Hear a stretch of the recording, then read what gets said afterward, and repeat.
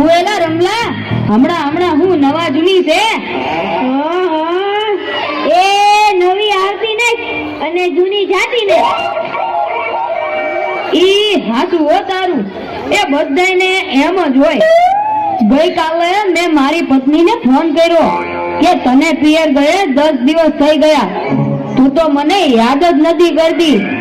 મારી પત્ની કે હતું હશે એવું કઈ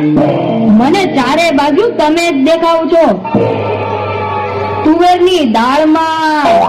ચોખાના દાણામાં ઘઉંના લોટમાં ચાલુ મને તો આંચકો લાગ્યો હું ધણી છું કે ધનેડું એ હા ભાઈ હા એ કાગડા બધે કાળા જ હોય એ તારી વાત એકદમ સાચી હો ભાઈ એ બીજી એક વાત કહું એકવાર હું મારા હાહરે ગયો સાસુ માએ 8 દિવસ સુધી પાલકની ભાજી ખવડાવી ને 9મા દિવસે પૂછ્યું એ જમાઈવાન હું બનાવું પછી તો મેં કહી દીધું ખેતર બતાવી દો એ હું જાતે ચરી લઈ ઓહો હો હો હો ખરેખરી કઈ તે તો અરે હું હમણાં મારી પત્ની સાથે શાક માર્કેટમાં ગયો તે ઈ મને કહે 2 કિલો વટાણા લાવ મેં કીધું લઈ લે એમાં હું પૂછવાનું હોય તો મને ઈ કે પૂછવું તો પડે ને આ વટાણા ફોલવાના તો તમારે જ છે ને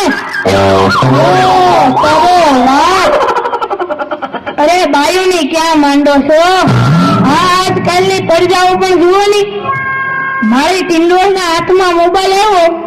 એટલે બસ પતી ગયું સમજી લે આપણી સાથે વાત કરતા હોય અને કોકનો ફોન આવે એટલે આવવા જ માંડે પેલા આપણે કઈ ખેતરના ઉભેલા ઝાડિયા છીએ એને મન તો આપણે એવા જ હોય એને તો મોબાઈલ આવ્યો એટલે કરલો દુનિયા મુઠ્ઠીને ધીરુભાઈ અંબાણી જ જોઈ લ્યો એમાં આ જીઓ આવ્યો ત્યારથી છોકરાઓ તો આપણું જીવ લઈ ગયા છે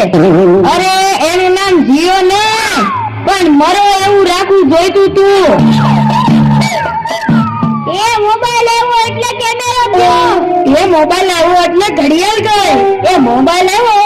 એટલે બેટરી ગઈ મોબાઈલ આવ્યો એટલે ટપાલ ગઈ મોબાઈલ આવ્યો એટલે કોમ્પ્યુટર ગયું મોબાઈલ આવ્યો એટલે નિરાશ ગઈ એમાંય જો આપણો મોબાઈલ આપણી ઘરવાળીના